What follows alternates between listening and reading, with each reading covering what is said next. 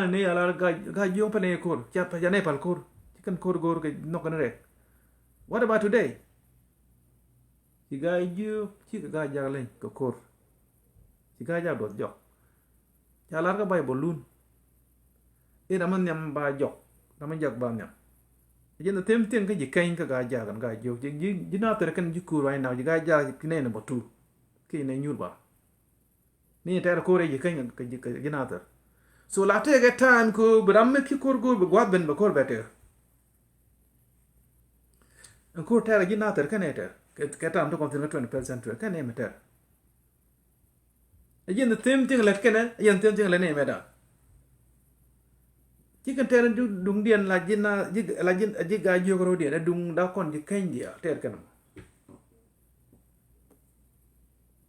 Nuer dial chicken kur ngai. Chi tai dan ku ne kur ga ja ne kana ne ga ja ji kur ye. What about low? What about jinater? What about jipan gak? What about jipan tio dia? Again the same SPLM yet ne ka je. Again the same SPLM yet kon ja kon dia right now. Kine ku ne ka long time. Yet ne je ki Ethiopia ka yet ne je ka South Sudan. Ki Sudan at the time.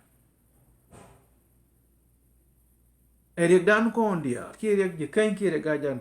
particular at the time. Eric Dan Kondia. SPLM took on the Shuraja Conway. Again, cool widow. Any name to SPLM, Chanogo. Can they meet a system Nuku SPLM defend? Mugujira Mumut SPLM one terra. Could took on like a politician, you can go by SPLM away. Issue the matter on the thin the Naath. System jump to Guja. Diama Yaku, Magic Mijala. Katu Wajin, Diama Gaja. Medicon to the Yakon Mitre. Take a lad rebellion name to the crate, Chinatum would get Spellam to come a charge.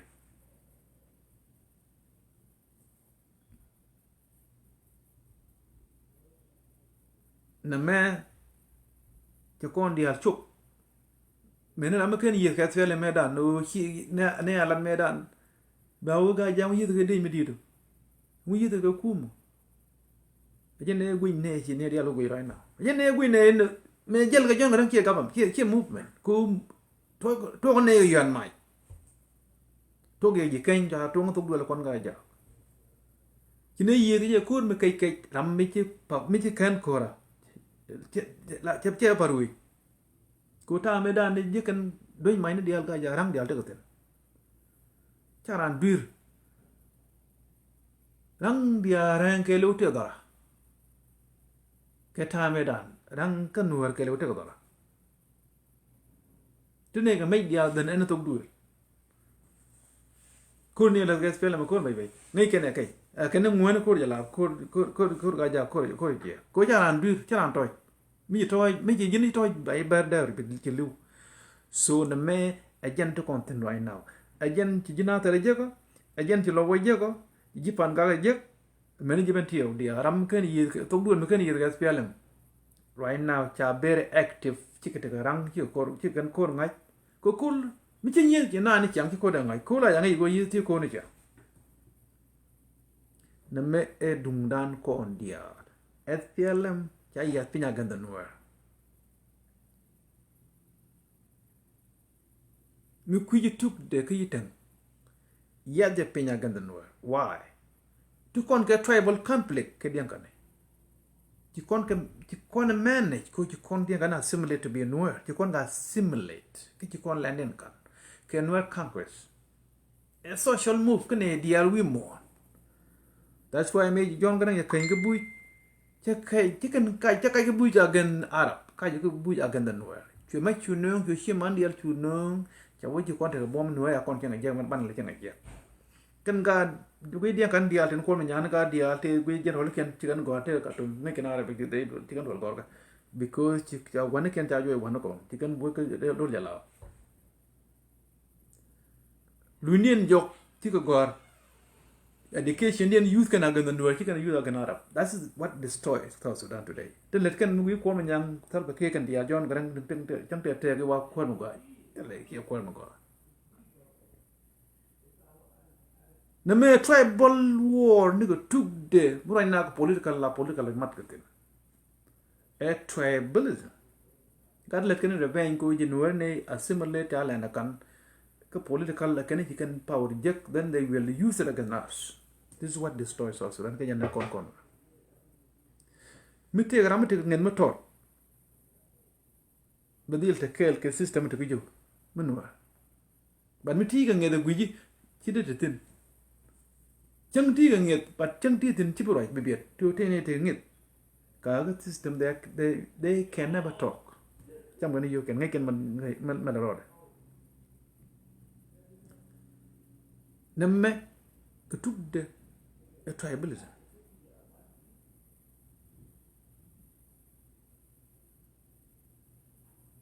nuer take a power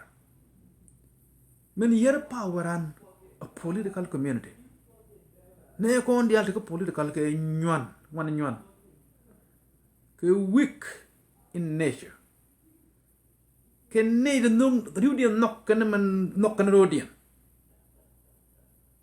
ko political la yen take political control be ar kon ben mutin ke ne de ngai ke politics politician le kan gang no bina take disunity politician kan gang no dina negro batel le kon e ti yunwa gwadi kon jektin ke jen hol kon to bombo tin chung kel kan war ko min ko ruden dial tik be kan jaga discipline and work culture tanin chicken taken work culture no wal chicken ko ri chi wori amni chicken kwar mi jiran to pal chu politics kan kulu te sarba kan kulu bi bum ta chung kel gan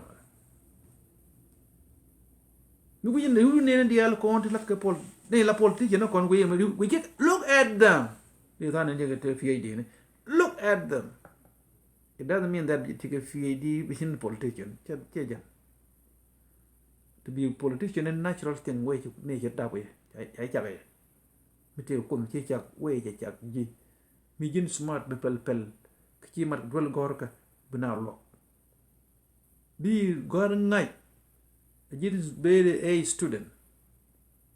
But she long could in our way. Kutel no bela to the charu education tempo. Education take away the golka. Education could explain who you are. Me, you are nothing. Can you go? Same nothing bad display. Me give somebody mangai mukti education. Be education. Be bagwa. Namo jan tongkon. Nuer kon politician and senior commander. Tell political control. We ramoran chianga. Jakain senior commander ke jakain below we law jakai. Ba senior commander ko law ear la. Ba jaka pan ga aran pan ga ye na ran bentio. Yen te politician ko na mani general ko. And what did the ran ko peno ba destroy? Ka 21st century. Ne de jag na boom dor bisiang bomb a political community yen te na can we more right now me dorun te le politician ki ari to du yen kwa gal nego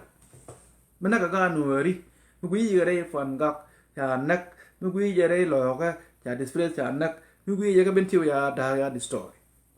tell con pit politician melana to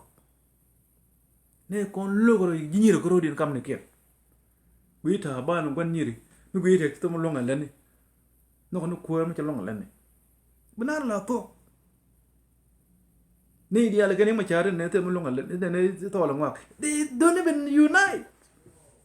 taram ken da mai no kel ken dia lagi nyuan ku ni dia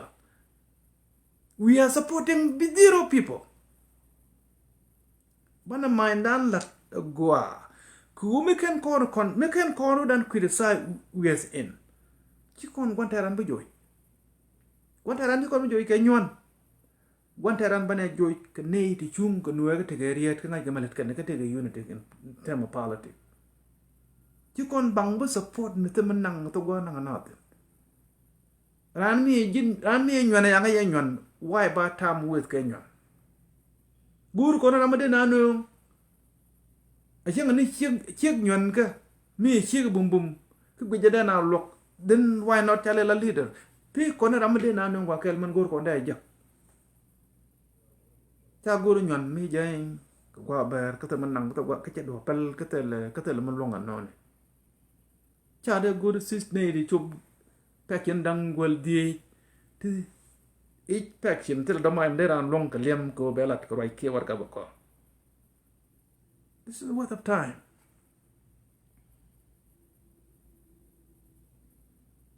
Mekan ko da challenge ci ko da jim yu ko mo ngoj ek dan kon ku ti ke ne chung ku ba nyon support ki ba nyon support ti tel gwa nang kana te ne ngage ko di ci dia ko ko right ku lan je ka explanation na jin ko ku men dung men nyot ko le ti je ka nung do men la ko no yana gor kon midien ngade ni yang yen community bia kam kun bia ka pel bia la nikel ku kam kun bia ka lat tu kan ter barore ba yat pe dor kun ti ma yat pe ti yat pe dor kon be ji do arun be ka bai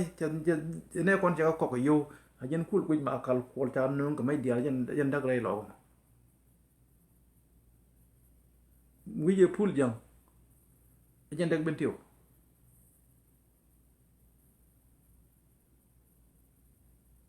Mungkin dia biar lebih jangan depan kau.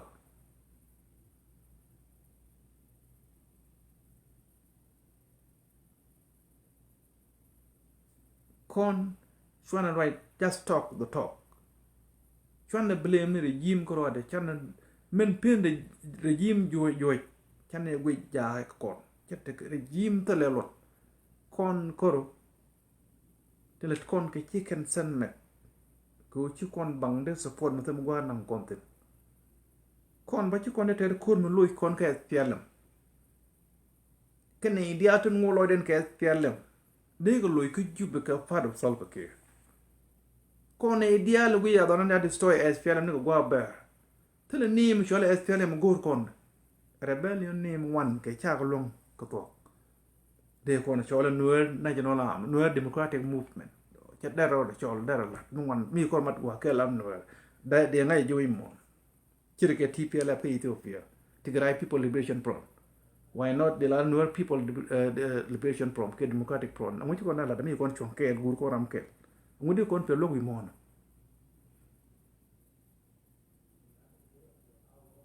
ông ấy con phải lông vui mò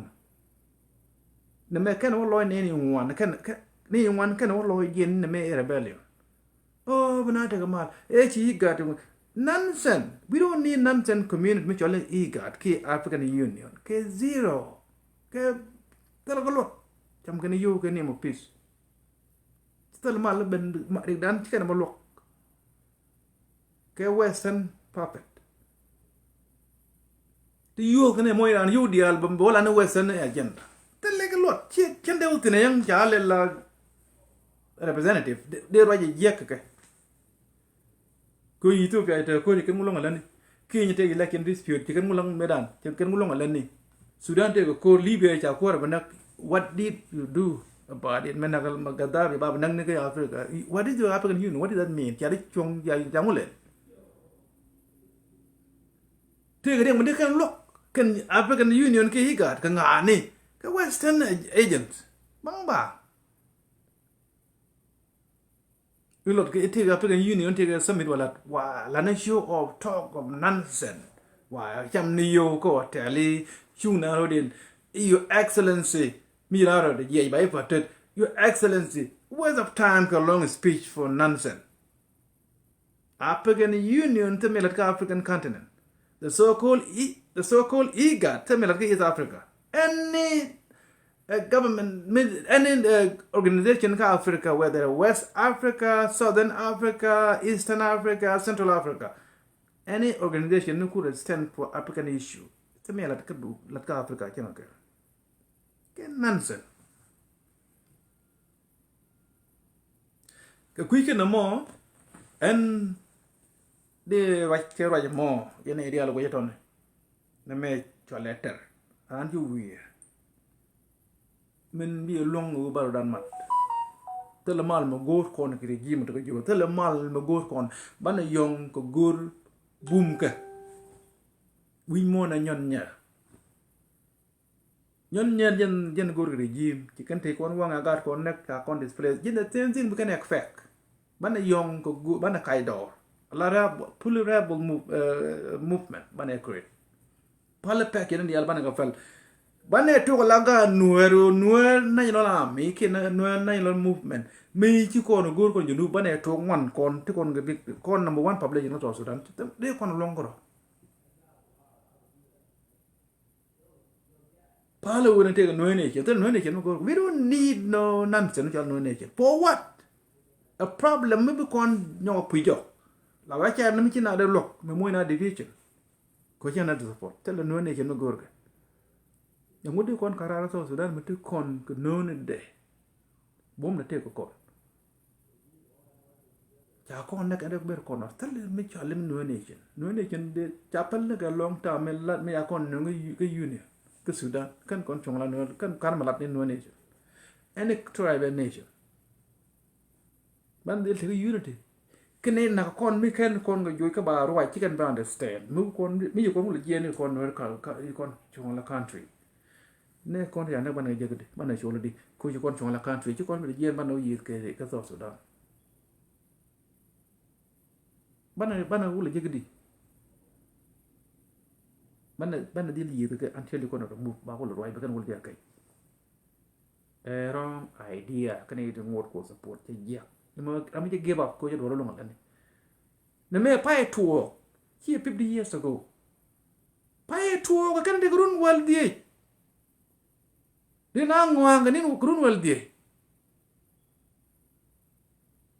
kan kon chong kel ba yunti ba la de kel chuna mo chung de bu group chung bia mo ge to du lo du te ko mo ko bia mo ge be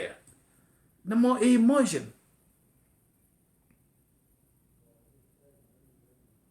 bi mo ge dung du ti ge bi mo ge be ru en kien man na me it just nonsense cha gwa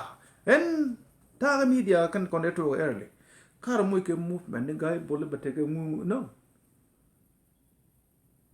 la support en support ram gor ko ne ke no bia gontar jojo bia mat kel ki bu chong du ko jini ne ki jeng media bi mo ge ci movement na ma jas but you need to you don't know what you're doing you don't even know what you're doing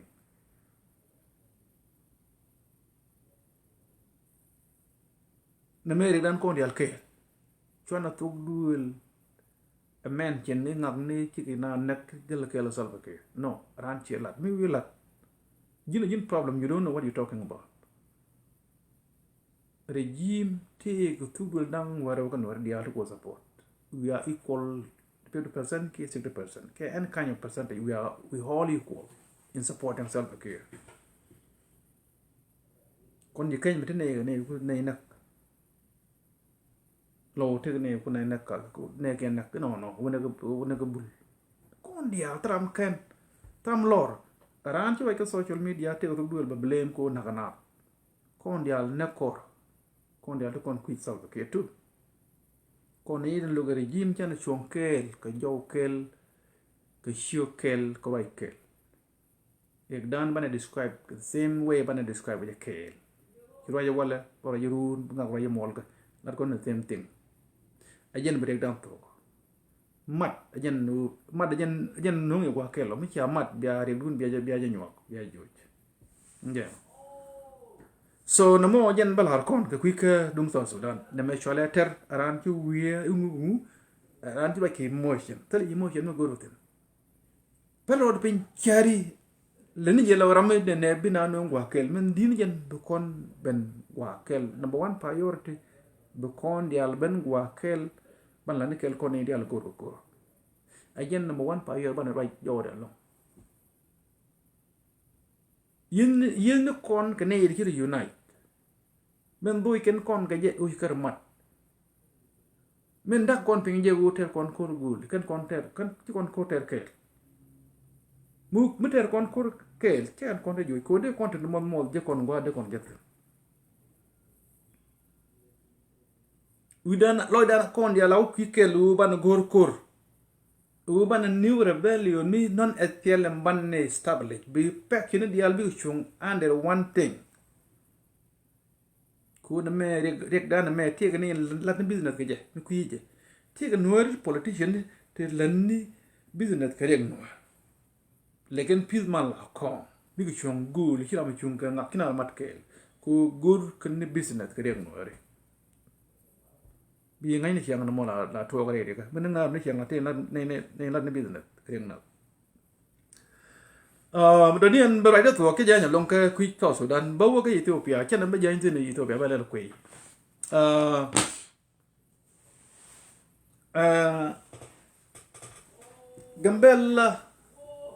Gambela kililki Gambela region Gambela Ethiopia adoran we are the majority kon Uganda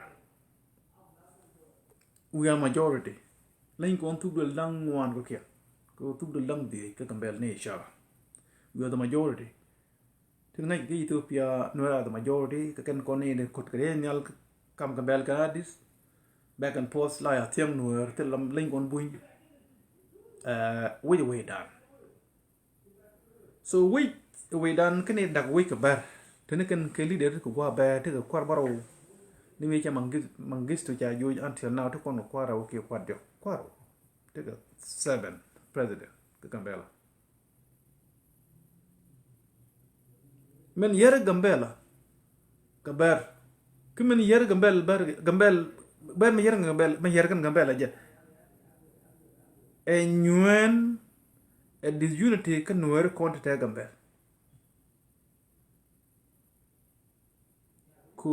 la guruba shunga chong de ke tana shunga pa ko kan ke busy ke very active ke good politician in dividing them in dividing themselves in grouping bigi jega law ke very good in destroying themselves ran mi chinga bar cha gwar kel chingen kel ne gad ka until cha dit engi bar tel ramme de mat ka bar me ngai bar mi ching kel ga bar chigen malare Gambela kelil tel medine mat ka bar ne chunga tai kel mi ku kana spola dung dien ba mo benefit cha dat tin de no ke all the time ko ngai chan dien but ne konti te Gambela shirka ji South Sudan Guiran ladde mi ci chodra ji lad jek anything men nak nuer ki malet bara ganda nuer kana jam right duni biet ku wi je mu wiriet I dong ba ju wo gwa lad du te gwa bagar kan nang tin yan pala tek dien mu wariet jek bat an ba wo ta ka mera ki men diok ta gar dul gor ka ba wol nang ni wah abiet mu abiet dong ka bu wo bagar bi do jek kaya jane politician ci wo ko wilan ga ku ka wi ko wilan ne dia la ka amana ba wi je mede wi gwa ga jamo mete mi je mede wi yar ka parliament ajin wang na bi deriat bi ga ko member of parliament MP a member of parliament ci represent to du lun ke jin gora ku represent ne dia ti ke dia ku represent chu guru yo ti your own business but ne kon dia ta Gambela wona ka South Sudan we go ni yo ko to le do jele ke dikri mi te le ala yang te le ba kan be ba kan le ko la ko je ko lo ko yela bit ke ne jela bit ke riudien dia let kan do dia ne ka ajin nyet ka ber ki ber chu let la Gambela dorian let dia kan control and then bikan nuari is scare michi na malad de yoy ladu bishu gore malar bahar meme wushi moro na ki ber got there to control ki go pini electricity security sector road got there can control ba piu ga ku nuari minatul piu buina ko piu ku gona piu ke na buin de begri je no dia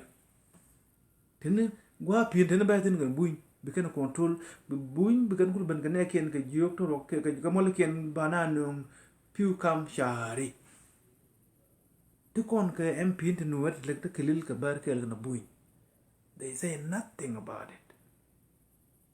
electricity be buin ga kana ba kul lek khidien na kul khidien nobody say anything to look on Naath to the system. Bit ke kumi right ba way. Nay didn't can jack but allow ko big no renda ku tell nay to con represent ke gambella. Nay con ke bid among themselves who we can erodian. Politically nay shinga.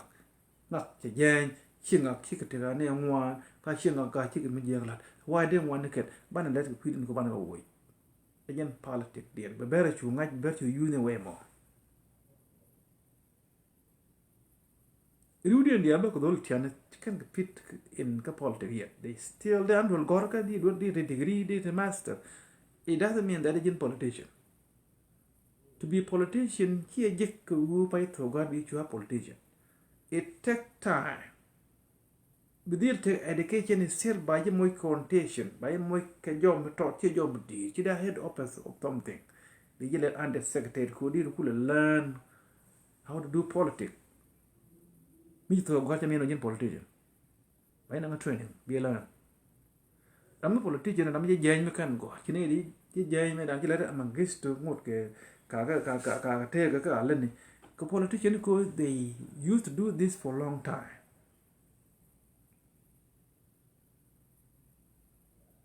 Okay? That's the problem. Can we record that compare? Me bag a quiver. Nay, I'll bear it in me. Mila lingi take a terrorist. We more la kila lenga malala. Mila lingi take a terrorist. Number one, we mourn me. Naturally, in nature, point can get terrorist number one. Ko ban siang la leda ko banwar geng ka la chano banwar nak la chano banwar wailat banwar wailat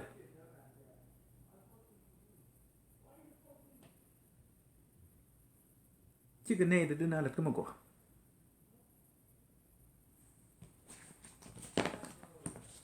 so chukur ti yit ya kon kapkor ken ko gwa bel chigan kon kapkor ka gambela la beniken kuri dial gambela kata maki gambela sidi cha kapkor tu nyungwan cha yiten kapkor cha rega gwa ngami ka makel cha kapkor bon di nyungwan cha nuwet rekere vijidi ke finyudu cha kapkor la beniken kor korana self defense kana filan ken min kenija la dak bom kana power kana ngwan ndamme mijina yede gambel kore cha latar kana mi yede na mandan ni wal na dire mangisto abena ngamal zanawi kana mi yede keje cha dorin ka korean beneken cha ka jo cha dorin ja disto ya ngwak dia ya nang ja cha wang adiu dinel ka kuyi kana ben kuyi ka kuyi ke kon kuyi ke kore mo cha loy den wi andang wadang cha loy den wi dong chi kan ko boloy no ani chi na nyo kan right now ki na kap kor tell ko loy ajen ne cherian ke terrorist ama terrorist en kan nak la la du ni joko tele wi ala ber tente ke gambel katama gambel kelel bi long ni en point ko tele mal ma gorka a cha le bon ber bana nak ala ling kin wer bana Kuran me terrorist bia dong ne che ba dong ala kure pa yi to ko no kondo me je paral ga men je benno ci kon te ga cham ye de to lot go ran wo ba do jek ko ba ka be balat ken wo ba ne ken be balat tu kon kan wer kon te ka gambella ti ci na ban lum kana da ngak me dan te ko ata na ta ga yen uni ne yene ton ka gitar ko political bia kon ye ni chien dun mi tien ka ne di yad ya tu yen ga tien ke dio nga ka ko ne me ke ke la gitar ne ron cha ka pal ke la mi ji chang cha yen nak la ya doi ke long ba bloy de be wi ke ba shoot ba ngai ba shoot kun ba pot ke political ni siang na control ko right 100% ko ba me jala da ba go ke yan ba precondition ba set ene ramon quay ke dung nuer bajen derior kina wa geji bi chi man yang ai ke balat before ke to na me dung da la komi la te system ram ko ke system ba your system ba jalat ke por ke jin ko la we political ne de unity tina rin unite right ba take a precondition anything murana top ke murana bel ke me dung do ran me ba jerior jen political control wi mo bu sud wal ko mi wilat ki dung do ni top mo je bayina ajen ku de ber ke yudde ke je ber ma te mat ke je en bar mo way ke dung ben na kan je men gol cha yi fa ajen la madien kontel lo kon met ko kon lat kon nga ko ray ko bnar kontrol cha let wi mo chapel kira nang kira kele ka yen yer ko na ka sa Sudan ku baran ramlen mi je ba fel ka jana nak ka cham nak krol bar mi ci ban nak di ni ajen mad met na wi mo no community ka mat du tel le pelle ka karan do arun mi met ka jeta arun mu wi na jek bien ar ajen kula mat do political chinar mat ka right mana ka precondition you do this ki dum do aran mu way jek bay da kenn me chinar right ka ba berke terrorist in nature at the same time ke human animal they are not human being ke human animal ke terrorist at the same time ke human animal ke li chi human mi bujir wayni ken mi bujir let ken ke chi cha laf de ram human being la dura ngej kala do ko mi yek balla human being mi kuy namboru ci ko ka baram ci de longo ci ko da long la ra kon ben biara ga ba kon ni kon mo long ni kon yen kon ware yen ci nga mu yen ni ci nga ka kuy yen la yara lu gar ba kon tu ka ta lo kon mai te do woni cha le mo gata ko yen human being ko kon human being kon ware la yara lu ko bana mo yire kana me yo ko la good work la yana ngai chen fa wotin ke assumption I mean ke emotion berchu human being ke human animal that's why de kon nek in big number ci de do ne ngwan ke ne ngwan de lu njok nyok de naw nyon nak again so yen no wardial te la gambel chwara tel per we ci na ñi nga ber wi ko na ta ber per gam men ke ba ber ka nak ji ber ne no tel ber ji ne ji ber ni kan mo loy no ta kay ne tin ni loy den ci lo human being lo animal ajen kul wi neken kon nyok ci nga ne kon ka ken kon nga ken ka kon ko ton you see that ci ken ling ka right wala ne ga ci ken ling la kan man la kana ling o cha ko sina be long bi yo pot ke cha pel so kon deal kon ke animal ci kon deal ke human being that's why la malat ke then bi utong ni kan bi na nak hey dum ni dial cha ban kon te wan nuer cha ka yani wan na kon ka ken kon na char ko kon wa ber jal tin ka ban na kon wan na cha kon de char kon de no le ci ka jara la kon no ban yi gran ko ne ga ka chen ko ejeno ende la ko no yendi gambela widun te jen ka chware ngot ka tay wal ji ken je be gen ber no ber gur ken me jorwo Ethiopia ba kete ko kor ke Eritrea okay guanu mi je aputin mi je shok ba de use chabe pal aputin mi je ben ba use ku chabe ñoo lu ñok wina dara te jen ka men bana tit ene nuwer mi te ke link bara na ke je ne ri cha ko gor ke ne ba gor ba jek ba la ki mi cha de mi kan mane ke kan ditel la wo ko nango tu nangen kai ni nangen yin kin ti cha de na lo ka be ken ho chier ka enemy ne ba ka del identify ba ka jek ba ka yen ba ka doy ka ba de an nek ma go ran mu long ran de an yen way le bi mo en ba pe ga chek de la ri lo te ja ja long ne ri ro ko sorry tam ba no de men chen won ba bai ngen chiang bu rai ba na no je ba weekend so chi lo te the long ko cha ben we nuar cha a chu wi ana chu wi cha kon nak United Nations the UN go kon UN na kon te UN mis came across South Sudan tini UN te kiyan ngun na kon ga te ngun le dare men bi long ke cher kon madan man lat kel ko kon mat bana yong ko gurbum ko wi mon me bi ja lat ko mi je wi ja etiam bia dek pin wi mon ko gur ko bia bom bia go bom kia mi ye dal mi ye chuang kia mi ye nak bia dir char ko bien obor comedy tel wi am gor ko roin mi di tu gwa de tro mo rai ne ko social media lan ne awareness yene ideal ndong te ke power ke ku ne tien ga system ko di yen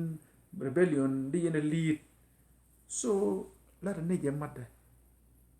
man jala so kon mi ja we re lo re fan ga re je kan ko we san no I me ja we ni par ke yen pa ama wa we na ko che emotion go right a really issue go on table kini ji lo jan don ko de ka lo we mon bana na yong ko gur ngani regime hi ke ta gan da nuer kora te gan da dian kan tu te gan all equatoria and to dual ke lo regime a national problem do na ga nationalism a national problem so ko quick na mo ba chuang no ba lu njok ka time maybe we can ballet ba ben ka wa tiang ki ma jolai ka tiang la la ru right now so ba te ka la da show ke evening along so ani chi lo te ku ne sia ben ban le je chang da dian so re ka ram god ben mi ki request and then I will not bring anybody so right now ba ban ye mi de mu talk ba shu ga ani chi lo te go sia ben please cheer it ki ram ja cheer mi ban ka show Naath News Network announcement let the recruitment more moderator to recruit and we will be hiring people at least 2 people requirement go be the right English Arabic can Amharic ka tong no ke bi tong le bi ngai gore bi ngai Arabic bi right ngai chang ku gore right ngai and then Amharic bi right bi ngai kanu bi gore bi ngai so Naath News Network let recruitment mijin well qualify mi gui je ne diri digin moderator ka Naath News Network go ne ran ka Ethiopia go ne ran ka somewhere ka Kenya so Naath News Network to recruitment but hire at least 2 people so mijin well qualify ngi Amharic you have ku pick politics ngi how to do politics go rami the qualified being a politician so me you are fit in contact me private so now the network let the recruitment go baran hire at least 1 person maybe 2 so me jin nyal ke wood kan dial queen dial but be Arabic be ngai betok buin be ngai bo mi jiran Ethiopia betok buin be ngai kan English and then mi jiran South Sudan be like Arabic can English at the same time so I think mi jiran nuer bo ba to nuer ke nyam yeah so ngore belat kan community so Naath News Network let recruitment go baran hire at least 1 person ke 2 at least 1 maybe at first place but to 1 person so let me call me private me you are well qualified again so by the interview private and then be background bangai who are you be ngai be fit in ka politics be political villain be mijiti Ethiopia be Amharic be ngai ka be English be ngai and then metik quiz South Sudan ki Kenya something like that be like English kan Arabic be ka ngai kan daro tu daro ko sometime do ka social media be like ro adu kedetin be topic be fik ke brajala professional be well respected and then she be take a tribalism chagor she be me jenwer she be like chiengak chen chagor je telegwa braj ala nuwer no ke no topic nuwer law national issue kan nuwer community me je ben political ka South Sudan braj ke wone a national issue ka South Sudan. So Buraja Larami, Buraja Baling Manager, Buraja Goa, well respected, and then media, Buraja media could be near the Albino Wakel. Chang deal the guitar, Chabai Joy, Ku Luke, Burai Kun and a gin and media. So Brown tea, Beatin and a bait, but he men look here Chabai Joy, Burai general, and then mutik mun logo bilap ke political bikai bila da gwa alo ba je respect ne la jita ko way ra ji jeno gur ke ku media sometimes na ja to wala matot run be jenang niam so kan nas news network begin be professional okay broader understand and then be political stuff run building be ngai mi tigi Ethiopia be political Ethiopia be understand ke lo so murai na ko kuj bar kan bel ke queen wer bar bu wajh law jin professional hi banang ke language mi dong be bar ko mi kien ko bi ko political okay so jin gorga ani ga ta kamal india ram mi ci qualify mi jin we jiro jin law ci qualify let me know so ba like private and then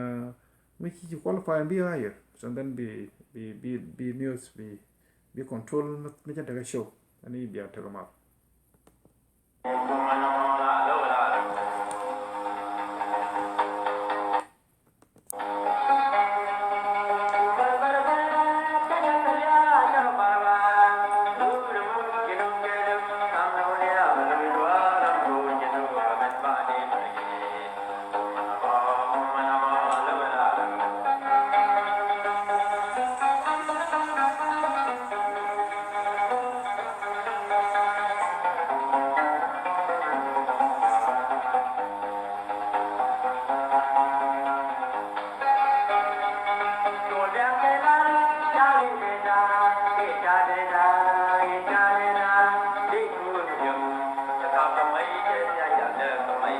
Johnny.